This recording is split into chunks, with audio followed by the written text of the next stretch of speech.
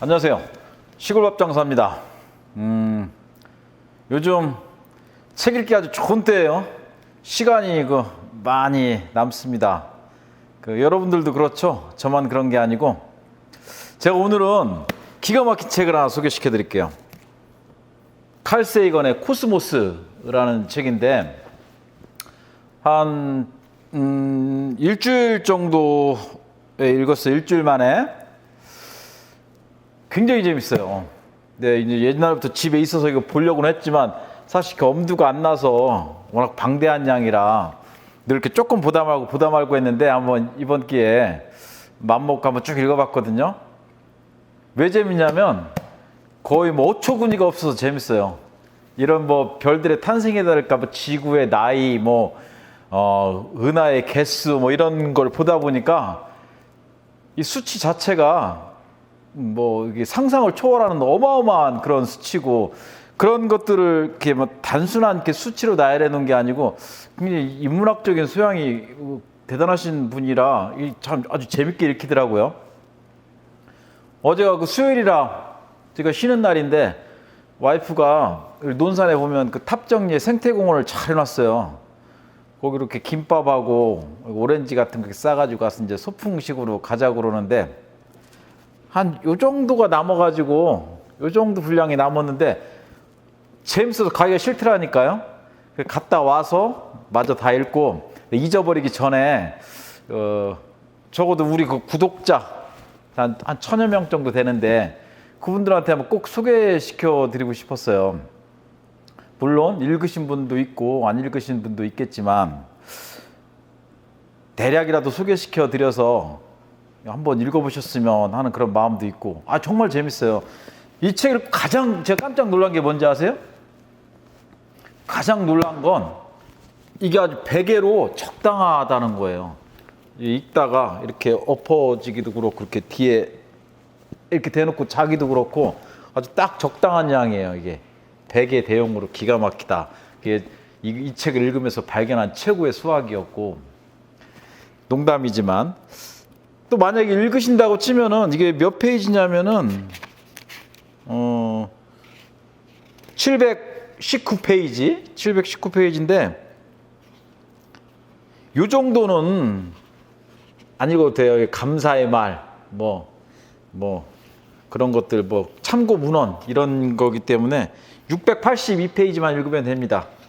한 37페이지는 거저 먹고 들어가는 거 일단 읽기 시작한다고 마음만 먹었으면 대략 이 책의 내용을 말씀드리자면 이제 아까 제가 말씀드린 것처럼 지구 우리 주위에 금성, 화성, 목성, 천왕성을 떠나서 우리 은하 또 우주의 나이, 우주의 중심, 또 외계인 있을 거냐 없을 거냐 그런 걸 통틀어서 얘기하는 반면에 또 마지막으로 우리 인류에 대한 걱정, 이분이 제일 많이 걱정하는 게 핵전쟁으로 우리 스스로 파멸하지 않을까. 이렇게 힘들고 어렵게 태어난 인류가 스스로 이렇게 파멸을 함으로써 지금 이제 막 시작된 우주로의 여정을 우리 인류가 하지 못하고도 존속하지 못할까 그런 걱정, 인류에 대한 걱정 그런 내용들이 주더라고요. 이 책이 보니까. 근데 우리가 이제 막연하게 우주는 크다 이렇게 생각을 그냥 하고 있었는데 막상 이렇게 자세한 게 설명을 이렇게 곁들이고 비유를 곁들이니까 그게 굉장히 피부에 와닿고 재미가 있더라고요. 가령 이 칼 세이건이 이분이 돌아가셨어요. 이분이 돌아가시고 지구가 태양을 도는 게 지금 한 23바퀴나 24바퀴 사이 그렇게 됐어요. 23, 4년 전에 돌아가셨다는 얘기죠. 근데 이 지구가 이렇게 태양 한 바퀴 도는데 말이에요. 그 속도가 어느 정도인지 아세요? 1초에 30km를 간대요, 지구가. 태양 주위를. 이게 참 너무 대단하지 않아요?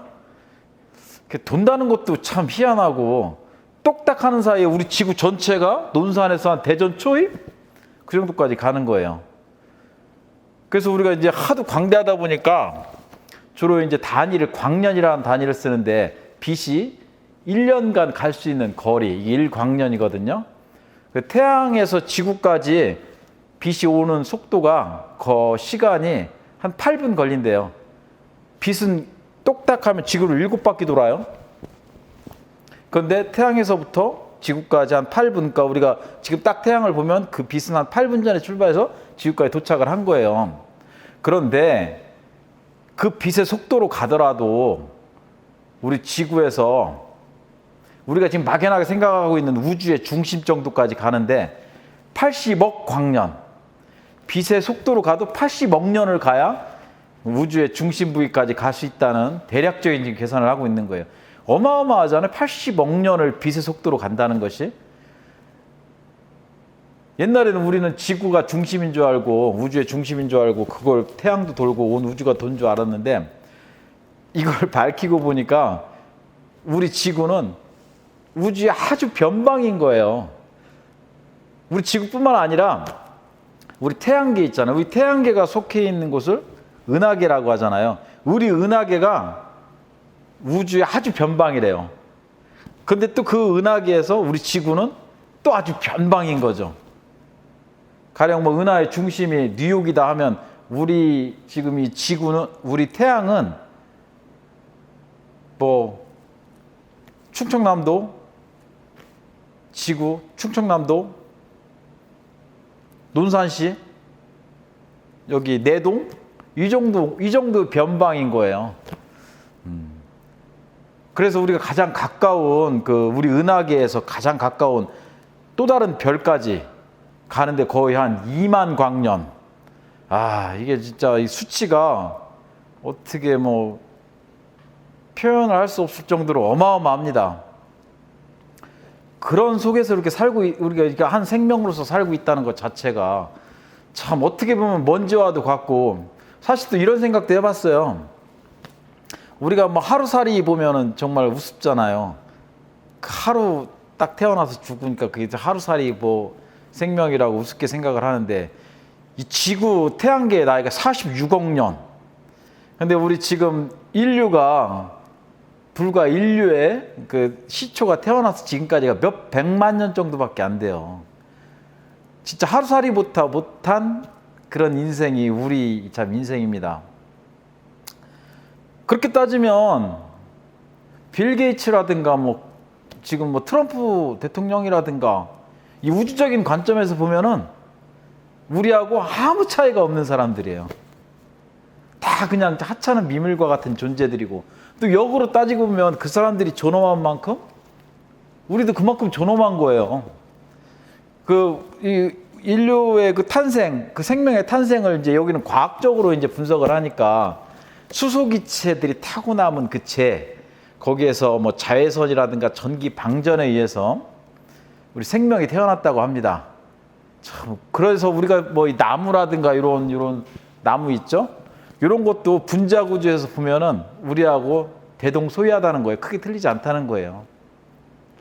그래서 참 우리가 살아있는 동안에 우리는 그 150억 년의 그 우주의 한 일부분이다, 이런 생각을 하면서 태어난 것 자체가 굉장히 고맙고 또 스스로 존엄하게 생각해야 되지 않을까, 뭐 그런 생각도 해봤고, 또 이제 그렇게 이제 우주의 탐사를 시작하게 된 데는 이제 많은 과학자들의 얘기가 나와요. 뭐 고대로부터 따지면 뭐 탈레스, 뭐 소크라테스, 뭐 아르키메데스, 뭐 갈릴레오 쭉 나오는데, 주로 이제 중요하게 이 책에서 다루는 그 과학자들은 뭐 케플러, 또 아이작 뉴턴, 아인슈타인, 이런 분들 굉장히 중요하게 다루더라고요.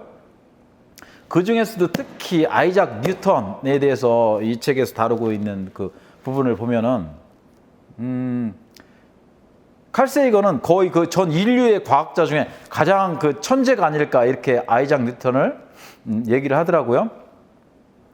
어릴 때부터 굉장히 불우하게 컸나 봐요. 뭐 부모가 자기를 버렸다고 생각할 정도고 괴팍스럽고 평생을 독신으로 살았고 일생을 이 과학 연구에만 매달렸는데, 지금 상황에서 제가 왜 이 뉴턴 얘기를 하냐면, 지금 코로나 사태 있잖아요. 어떻게 보면 그 인류한테는 큰 악인 것 같지만 지금 이 아이작 뉴턴이 아주 그 중요한 시기가 있었어요. 23살 때 케임브리지 다닐 때였다는데요. 그때 흑사병, 패스트가 창궐했던 때라 대학교를 잠시 그만두고 이제 시골로 내려갔던 거예요. 그 1년 동안 자유롭게 이분이 미분, 적분, 또 빛의 성질, 또 만유인력 이런 것들을 그 1년 동안에 거의 발견하고 했다는 겁니다. 이런 것들이 왜 중요하냐면 이런 법칙들이 우주에도 통용이 된다는 거예요. 지구에만 통용이 되는 게 아니고. 그래서 인류가 우주로 나갈 수 있는 근거, 기반을 제시했던 것이 케플러나 뉴턴이나 아인슈타인이었다는 겁니다. 이분들한테 이제 고마워하는 그러니까 이런 패스트 같은 그런 지금 코로나와 같은 사태죠. 이런 것들이 또 인류한테는 한 단계 도약할 수 있는 진짜 위기 속에 기회가 있다고 하나의 또 기회가 되지 않았나 이런 생각 듭니다. 아주 이렇게 흥미롭게 읽히는 건 뭐 외계인에 관한 얘기도 많이 해요. 외계인과 우리 지구인과는 어떤 차이가 있을 것인가. 이분은 이 책에서 얘기하는데 전혀 틀릴 거라고 그래요. 상상할 수 없을 정도로 외계인과 지구인은 틀릴 것이다. 그리고 그들이 만약 우리 지구에 왔으면 우리는 그들의 존재 자체도 감지하지 못할 정도의 과학적인 그 차이가 있을 것이다. 그도 그럴 것이 우리가 이렇게 지금 우주로 막 그 우주선을 보내고 보이저 보내고 달 탐사선 보내고 한 것이 고작 뭐 1,200년? 그 언저리밖에 안 돼요. 그 전부터 이제 수천 년간 쌓아온 이제 과학적인 지식들이 있었겠지만 본격적이라고 할 만한 것들이. 그런데 이것이 만년 앞으로 지금 이 수준에서 만년이 흐른 후에 인류의 기술이라는 건 상상도 할 수 없을 거예요, 아마 지금 제가 죽기 전에 과학하고 지금의 과학 수준도 엄청난 차이가 있을 건데 외계에서 우리 지구를 올 정도의 그 기술력이라면 거의 우리가 그 사람들 그 외계인과는 차원적으로 틀리기 때문에 상대도 안 될 것이다. 그리고 만약 그들이 예전에 그 스페인 코르테가 그 일당이 근 400명이 100만 명의 그 아스텍 문명을 파괴해버렸어요. 순식간에. 기술력 차이라는 게 약간 수세기, 불과 100년, 200년의 그 기술력의 차이를 가지고 한 문명 자체를 완전히 말살시켰어요. 그러니까 아마 외계인이 우리한테 와가지고 지구를 막 정복하려고 마음먹으면 속수무책일 것이다. 생김새 또한 전혀 다를 것이다. 왜냐하면 자연이 어떤 생명을 발생시키는 그건 엄청난 기간과 우연의 산물이기 때문에 한 가지만 조금씩만 틀어져도 전혀 다른 형태의 생물이 출현할 수 있고 그렇기 때문에 우주인과 우리는 뭐 어느 정도 비슷하다고 할 수가 없는 상태일 것이다. 그런 것도 굉장히 흥미로웠어요. 그런 문제들도 참 이게 굉장히 재밌게 읽혔고 이분이 이제 마지막에 진짜 걱정하는 건 핵전쟁으로 인한 우리 인류 자체의 파멸에 대해서 걱정을 하더라고요. 저도 읽어보니까 걱정이 돼요. 이제 막 걸음마를 띄고 우주라는 영역으로 인류가 발을 내딛고 있는데 지금까지 만들어낸 그 폭탄의 개수만 해도 한 사람 앞에 하나씩 지금 70억 인구라고 하는데 1,000억을 죽일 수 있는 폭탄을 갖고 있대요. 우리 지금 인류가. 그것도 이제 우발적인 해성 하나만 이렇게 들어와서 폭발해도 이게 핵폭탄인 줄 알고 상대한테 바로 핵폭탄 단추를 누를 수 있는 그런 아주 우발적인 환경에 있기 때문에 그런 걸 진짜 너무 염려하더라고요. 지금 이 우연의 산물에서 태어난 우리 인류가 이제 막 우주로 향해서 출발을 해야 되는데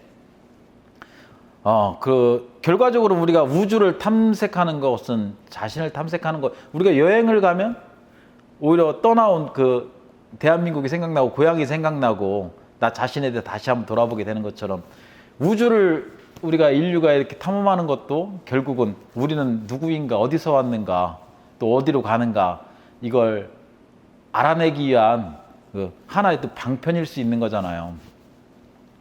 그래서 저도 그 부분에 대해서 상당히 공감을 하고 요거는 참 이런 식의 어떤 이거 하나 자체가 교과서가 돼서 중고등학교 때 한 과목으로 만들어도 괜찮지 않을까 이런 생각이 들었습니다.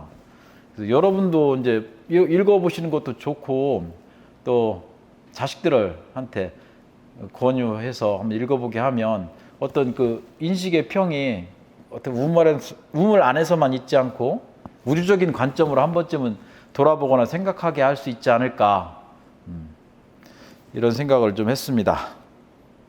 그게 그냥 이 책 제가 읽은 전체적인 그 소감인데요. 요 마지막 구절 요거 한 번만 읽어드리고 마치겠습니다. 360만 년, 46억 년, 그리고 150억 년. 360만 년은 우리 지구 인류의 첫 번째 발자국이 발견될 해고요. 그 정도의 기간이고요. 46억 년은 우리 태양계의 나이, 150억 년은 대략 그 우주의 나이예요. 수소의 재에서 시작한 인류는 광막한 시간과 공간을 가로질러 지금 여기까지 걸어왔다. 인류는 우주 한 구석에 박힌 미물이었으나 이제 스스로를 인식할 줄 아는 존재로 이만큼 성장했다. 그리고 이제 자신의 기원을 더듬을 줄도 알게 됐다.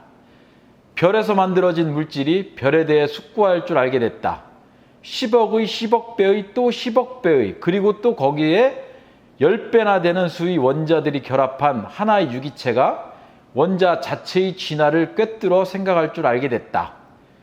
우주의 한 구석에서 의식의 탄생이 있기까지 시간의 흐름을 거슬러 올라갈 줄도 알게 됐다.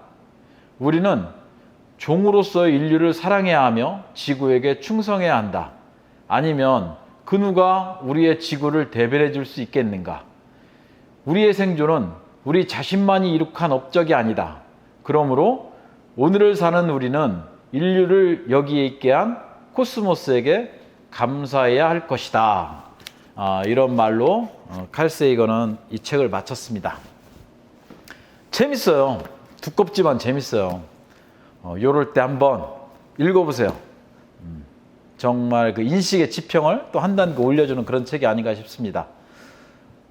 오늘은 여기까지 하겠습니다. 고맙습니다.